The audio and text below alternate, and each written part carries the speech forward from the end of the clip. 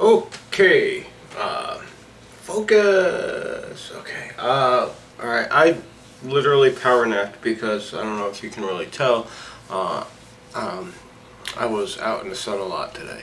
I took the long way home to stop and get cigarettes because that's one of my bad habits. Ooh, bad habit on YouTube. And I took some notes because I took a really long nap after work, you know, buddy boy cuddled up. He's hanging out in here somewhere, over there somewhere. But yeah, I grabbed some notes. I also have some. I have a graphic that I had someone had presented to me about Coltrane's use of the explanation of the cycle of fifths. Hang on, I'm grabbing the hard copy I had because I really had to take this and look at it on paper. I will be posting a graphic of it so you can see it a little more clear than this. Also, I have the graphic on my computer, so I'm going to put it up later. This is going to be a bit of a long haul. Sorry, it's kind of a explanation of how the cycle of fourths, cycle of fifths is really useful in a practical sense, as opposed to just an academic tool. Also have my trusty coffee. Notice the name on the cup.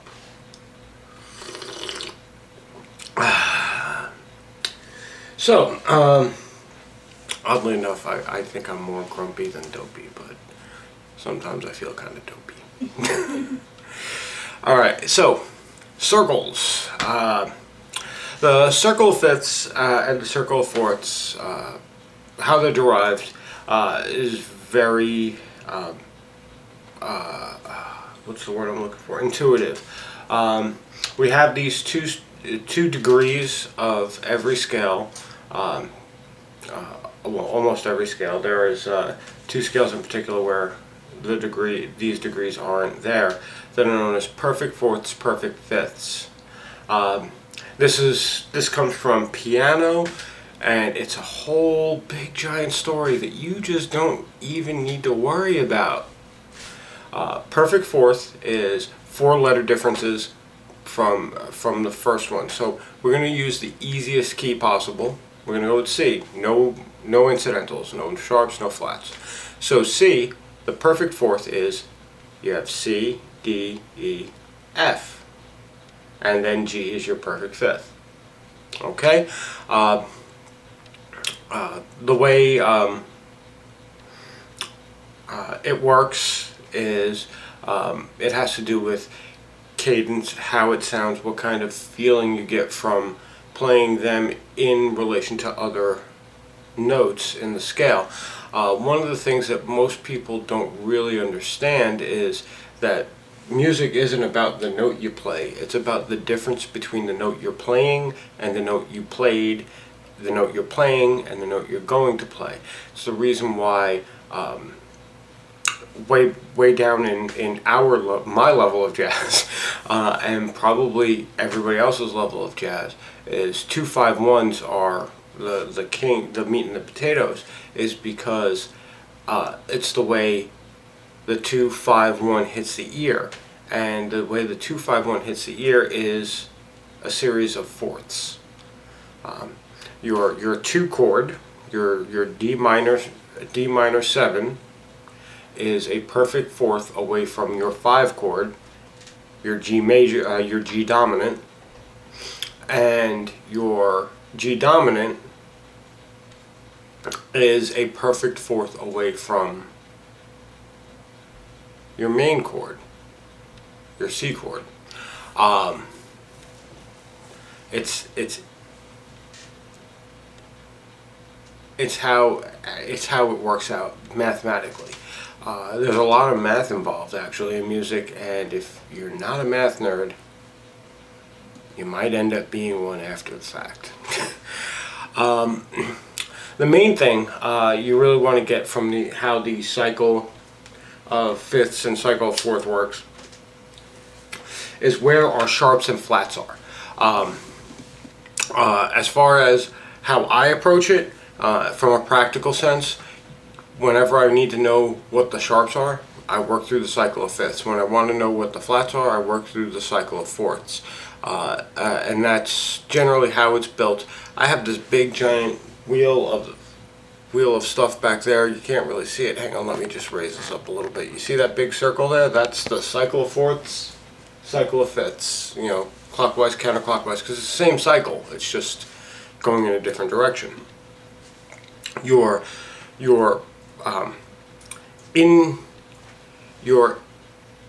in octave fifth is your out of octave fourth, as far as spacing is concerned. It's just the way that works. When I say that the G dominant chord is a fourth away from the C major chord, what you have to do is go from C and go backwards to G.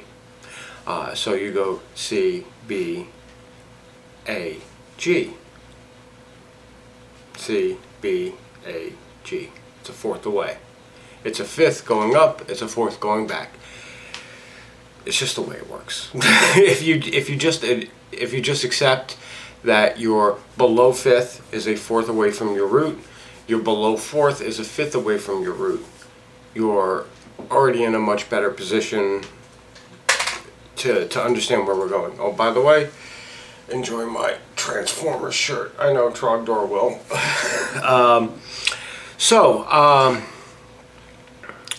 As far as how sharps and how flats are, how they work and how they're determined, when you go through the cycle of fifths, you're obviously just going up a fifth. So if you start from C, you go up a fifth, you go to G. Now, what's the sharp in G? It should be pretty intuitive that the sharp that you add, the one sharp in G, is the seventh degree, is the F sharp, because it has to be sharp, because it's, you know, the degree right before. When you go up another fifth to the D, you keep your F sharp in D, right? And then you're adding the C sharp. How this actually makes sense, honestly, is your sharp becomes the third. It's a real big mess. If you really want to go down that rabbit hole, I don't suggest it. As a functional bass player, I don't suggest it. If you want to go to school and teach classes and do all this stuff, you can learn all this stuff and wow everybody with the knowledge, but if you're not a orchestra, classical, composer level musician, it's not gonna come up in your daily play at all. No one's ever going to expect you. They're not going to hand you a piece of sheet music and expect you within 1 second to have all this information. So you can actually just work it all out in your head. You could be given something and said, okay, you got 15 minutes. It takes 2 minutes to go through the cycle. Pick up your instrument and go right through it. And we're going to get to that part in a couple minutes.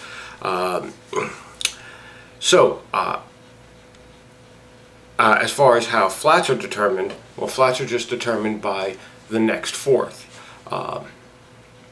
C, the fourth of C is F. F isn't a flat, so C has no flats. When you go to F, the fourth of F is B flat. Guess what the flat in F is? B flat. When you go to the fourth of F, you go to B flat, obviously. So you have B flat, it's in there. And then you have the fourth under it, E flat. So on and so forth through the cycle of fourths going counterclockwise. You keep stacking more flats based on your fourths.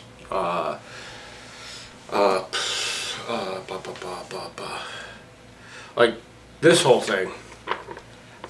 Every time I look at it, I find something else strange and weird in it, and this goes back to something I had said in one of my videos at the end of Player's Path. Is or maybe I didn't. Maybe I said it in the thing that they sent out the survey. I'm the guy who learned all the extra stuff because I learned it when I learned playing piano when I was a kid. And it was reinforced when I was learning classical guitar as a young teenager. The reality is, you're never going to use it. Never once in the times that I've been performing on, anywhere, have I ever really needed to use the extensive knowledge. The knowledge, and I'm going to quote Adam Neely in this, so you can actually reference him. He mentions this in one of his Q&As. Grade school theory is theory for music that was created about 1850. It's pre-1900s music.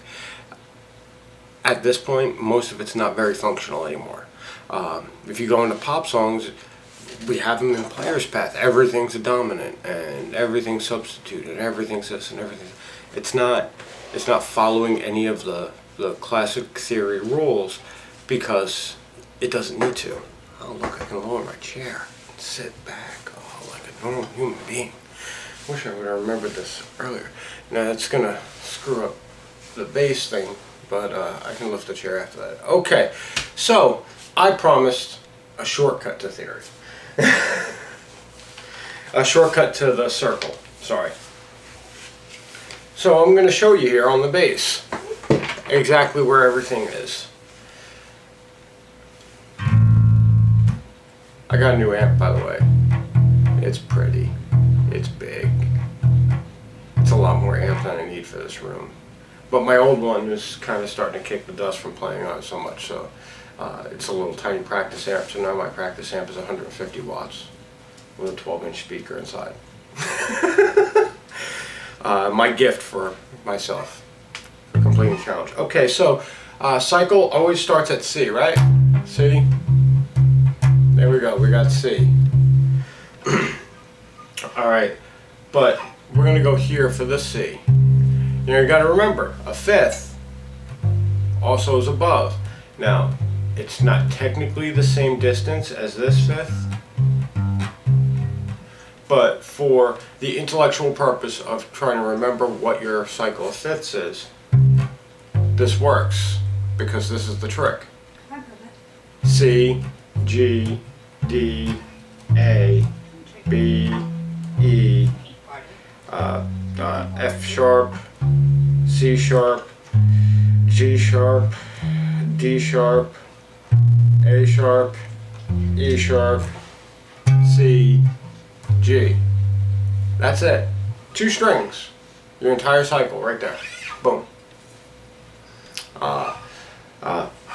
You could do it this way if you really want to feel froggy.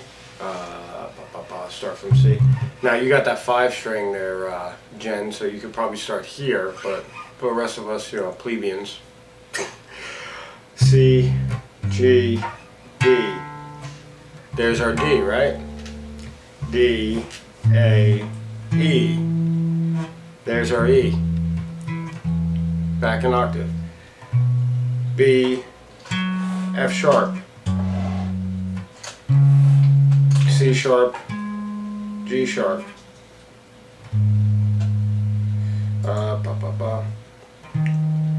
D sharp, A sharp, E sharp, B flat, B flat, F, and then C. All the way up here on that 17th fret, C. Cycle fourths is even easier and more relevant to us as bassists, especially considering level 1, level 2 jazz, because you know we have all these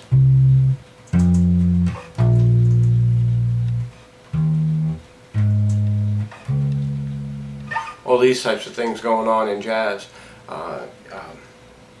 where we're using the cycle of fourths really to go around. A perfect example of that is Gershwin rhythm changes, where he's just doing 2 5s until he gets to the resolution, which is a nice fat 1 chord. Anywho, so cycle of fourths, even easier. Starting from C, we're going to start up here at the 8th fret.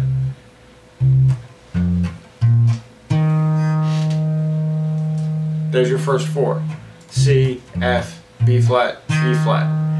Now, you have your E flat here. A flat, D flat. You have your D flat here.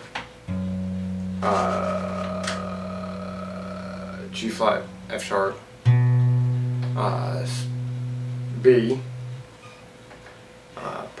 You have your B here. But let's conceptualize a 5 string. You have your B here, E, A, D, G, and then you're at C. Actually, when I do this, I like to conceptualize a 5 string or a 6 string, where I'll be like here, here's my C. Okay, now where's the G? Well, the G would be C, G, the next G would be here, right? 6th fret? No. B, C, D, E, F, G.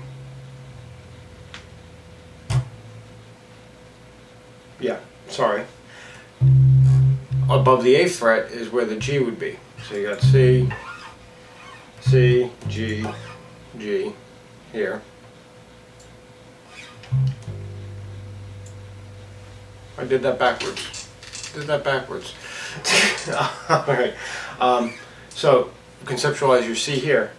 So C, F, B flat, E flat, A flat.